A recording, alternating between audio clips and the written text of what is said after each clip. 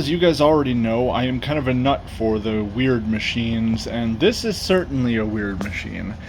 This is one of their cordless machines, and this uses the VersaPack battery kit. It is called the Floor Buster, and the really strange thing about it is the only entry into the dustbin is this chamber back here. There is no inlet in the brush roll chamber. It's completely isolated. So I suppose their idea was, you know, this thing is just supposed to sweep the debris into the air channel, but it's like, that is so dumb. Kind of makes me think of this, I used to have this weird Black & Decker machine called a Dirt Buster, and it was like this combination stick vac and handheld, and it too had kind of a dual opening, but it did have a cutout on the top of the brush roll chamber, like towards the back, so there was some airflow directed to the brush roll, but most of it was just through the channel. And then it also had an onboard hose which you would plug into the channel. Such a weird thing. But yeah, I just got some batteries for this, when was it, a day or two ago, and a little bit of a rant here. So I tried to buy a pack of these VersaPack batteries and a charger off of eBay, and the seller did not provide any tracking number, at least not right away. So a few days later I asked them, like, you know, has this been shipped? I'm like, it's unusual for something not to have shipped by this point, and they give me an Amazon tracking number with a proof of delivery that showed a bunch of gold mailboxes, and it's like, what is this? It's like, this is not my this is not my apartment building. It's like, those aren't my mailboxes. And, you know, they kept insisting, oh, well, we're sorry, we have delivered it to the correct address. And it's like, no, you didn't, otherwise I would have my items. So it's like, after that, then they decided they were going to add a fake FedEx number. Like, it was a legitimate FedEx number, but it had nothing to do with them or with me. It was from somebody in Bismarck, North Dakota, and it's like, you guys are, where were they from? From Jamaica or something like that? Anyways, that FedEx tracking number, it was another case of, I've seen that done once before, where someone will find a FedEx number that is going to the zip code. So it's showing as delivered, and eBay took their side. And it's like, well, what the hell? It's like, so I have nothing? You know, I have no batteries? I'm out money for them, and, you know, they just keep insisting, you know, that we sent it to the correct address.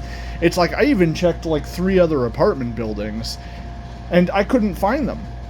It's like, the one building I went into that had, you know, those gold-colored mailboxes, it wasn't there. So it's like Amazon did deliver it to the wrong address, and I don't know if someone stole them or if it wasn't even in, you know, that particular building. So it's like, I filed an appeal through eBay, that was also denied. It's like, oh my god. So it's like, I filed a PayPal dispute, and they sent me a refund, and then they hit me with an email saying, you know, the seller says, you know, your item has been, you know, delivered to you. And they gave me the option to send the money back. And it's like, I'm not sending them money back. It's like, I never got these things. So I went on to Amazon and just bought my own. Because it's like, those batteries, you know, that I paid for off of eBay are never going to show up. Especially at this point. I mean, that was like, what, a week or 2 ago? They're never going to show up. I've usually not had bad experiences with eBay's customer service, but this case, it was just total shit. Anyways, getting back to the machine here, this thing is basically a dustbuster. I have had this machine open, and if I can find the photo of it, I'll show that to you guys. It was interesting that it had a geared belt in it. And then this filter, very, very basic.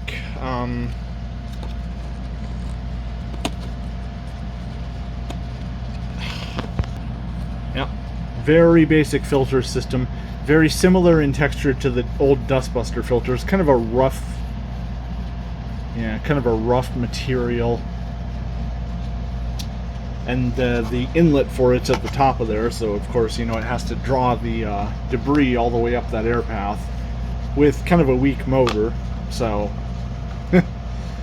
probably not a very good performing machine. I mean, between, you know, the weak motor, the stupid air path, and, you know, having a brush roll that has no airflow directed to it. But, you know, it was one of those things I always thought, you know, looked so cool when I was a kid. So when I had an opportunity to get one, it's like, oh, why not? We'll check it out. So we're on bare floor mode.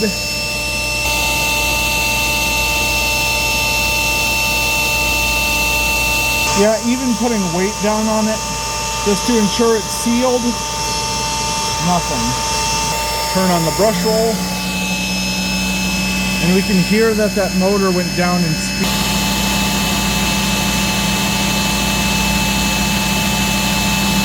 Try this again.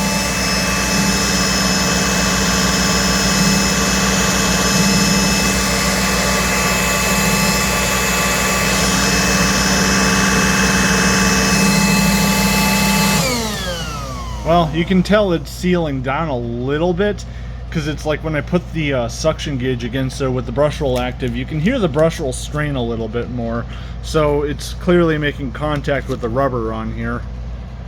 Okay, so I'm going to make some passes in bare floor mode and some passes in carpet mode, just to see if there's really any difference in.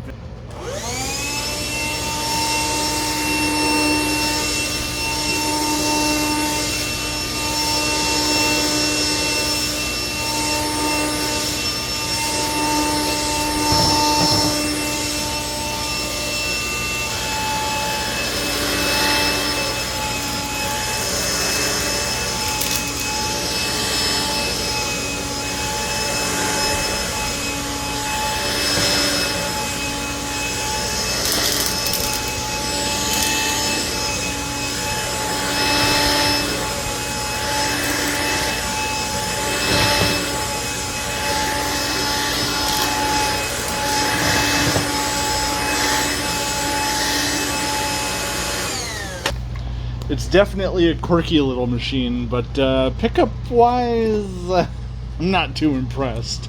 Of course, who would be? I mean, it was kind of... It picked up a lot of the oatmeal fine, but I mean, really, it was leaving a lot of things along the edges here.